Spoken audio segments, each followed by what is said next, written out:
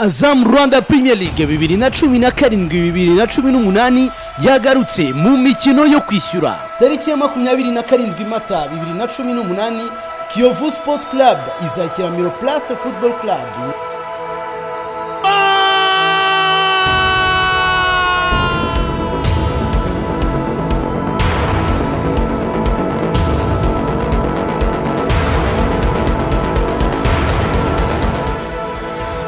Itariki 28 Mata 2018 Rayon Sport Football Club izabihatana na Bugesera FC.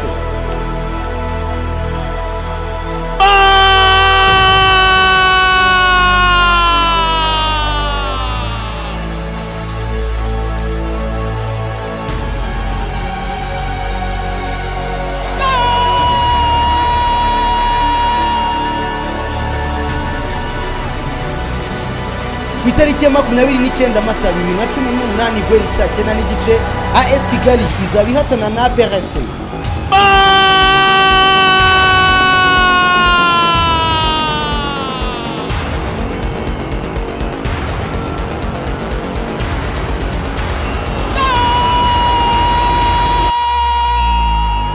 Iyi mikino yose izatangira saa 9 n'igice kuri Azam TV.